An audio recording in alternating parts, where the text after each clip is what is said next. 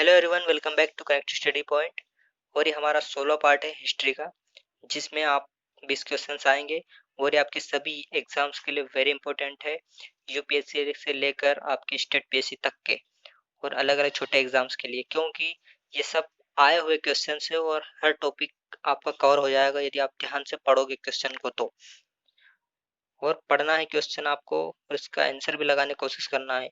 बाकी मैं आपको आंसर तो बता ही दूंगा, तो उसके बाद आप अच्छे से उसको पढ़ना, तो आपके टॉपिक क्लियर हो जाएगा, क्योंकि यहीं से क्वेश्चन बनते हैं। तो शुरू करते हैं पहले क्वेश्चन के साथ। चीर स्थायी बंदोबस्त या इसका एक और नाम है इस्तेमारी बंदोबस्त को अन्य प्रदेशों में बहुत ही कम समय विस्तारित किया गया, क्यों? तो एक कारण बताना इसमें। ये चार ऑप्शन है जिसमें बताना है कौन सा कारण है, और इसका आंसर मैं आपको बता रहा हूँ। इसका है ऑप्शन डी। मतलब अब ये तीनों कारण, तो ये तीनों कारण पढ़ना है, क्योंकि इसको याद करना है तीनों कारण, जिससे आप इस तमिलनाडु बंदोबस्त के बारे में कभी भी आएंगे क्वेश्चन तो आप सही कर सकते हो। जैसे 1810 के पश्चात कृषि मूल्य में वृद्धि हो गई थी, जिससे फसल का मूल्य भी बढ़ गया था। और चिर स्थायी बंदोबस्त में राज्य के अंश में वृद्धि की स्वीकृति नहीं थी, और राज्य को रैयत से सीधे बंदोबस्त करना आलोचित प्रतीत हुआ था, इसलिए। अब दूसरा क्वेश्चन, सही क्रम कीजिए। मतलब ये आपकी जो भूमि के लिए उस टाइम था, तो ये कौन सा क्रम जमाना है, सबसे पहले क्या हुआ? तो क्रम जमाना है, चार ऑप्शन से आराम से पढ़िए। और इसका आंसर मैं आपको बता रहा हूँ, इसका है option B. B option.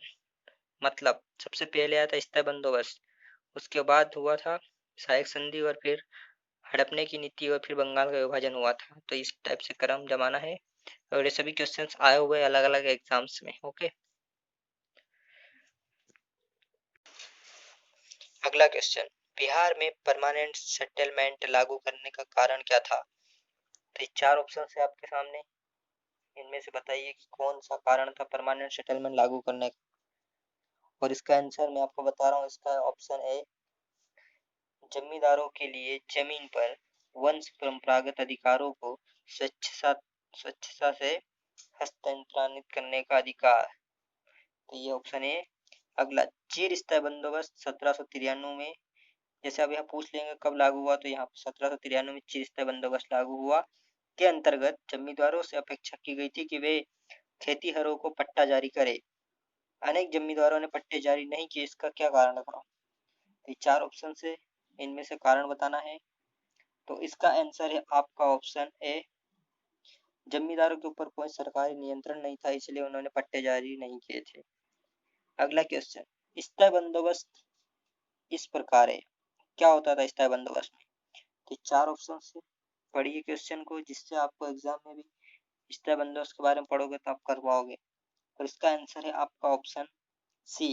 East India company के लिए जमींदारों द्वारा भूमि कर की वसूली की गई थी स्थायी बंदोबस्त में। ओके, जमींदारों द्वारा है ना। अगला, निम्नलिखित में से कौन कानून के तहत न्यायिक एवं प्रशासकीय शक्तियों के पृथक्करण में कारक था? कौन था? और इसका आंसर है आपका ऑप्शन ए, कॉर्नवालिस था। ओके, न्यायिक और प्रशासनिक शक्तियों। अगला, निम्नलिखित में से कौन लॉर्ड कॉर्नवालिस के न्याय से संबंधित सुधारों में उसका सलाहकार था? कौन था? तो इसका आंसर है आपका option D, sir William Jones. इसका सलाहकार था लॉर्ड कॉर्नवालिस का। ब्रिटिश ईस्ट इंडिया कंपनी के सेवकों के कार्यकारी एवं न्यायिक अधिकार सर्वप्रथम किसके समय में अलग अलग किए गए थे? जल्दी से बताइए, यही क्वेश्चन को अलग टाइप से भी बताया गया है और पूछा गया है। तो इसका भी आंसर वही है, ऑप्शन है लॉर्ड कॉर्नवालिस के लिए न्यायिक और कार्यकारी अलग अलग हो गए थे। ओके, लॉर्ड कॉर्नवालिस के टाइम। अगला, 1793 में एक विनिमय द्वारा जिला कलेक्टर को उसकी न्यायिक शक्तियों से वंचित कर दिया गया था और केवल संग्राहक अभिकर्ता बना दिया गया था। ऐसे विनिमय का कारण क्या था? 1793 का मैं अभी बताया था आपको मैंने, तो इसमें जल्दी से बताइए। चार ऑप्शन बड़े बड़े हैं, पढ़िए और इसका आंसर बताना है आपको। तो इसका आंसर है आपका ऑप्शन सी। लॉर्ड कॉर्नवालिस जिला कलेक्टर से संकेंद्रित इतनी विस्तृत शक्ति से सतर्क हो गया था और महसूस करता था कि एक व्यक्ति में इतनी परम शक्ति का होना अवांछनीय है, इसीलिए उसको केवल संग्राहक अभिकर्ता बना दिया था। ओके, अगला, निम्नलिखित में से किस गवर्नर जनरल ने भारत की प्रसंविधाबद्ध सिविल सेवा coordinated civil service of India का सर्जन किया, जो कालांतर में भारतीय सिविल सेवा के नाम से जानी जाती है? यूपीएससी और स्टेट पीएससी के बारे में, वेरी इंपॉर्टेंट। तो इसका आंसर है आपका ऑप्शन सी, कॉर्नवालिस को जाना जाता है। ओके, अगला क्वेश्चन, वारेन हेस्टिंग द्वारा भू राजस्व की पंचवर्षीय कृषि व्यवस्था प्रवर्तित करने का प्रमुख कारण क्या था?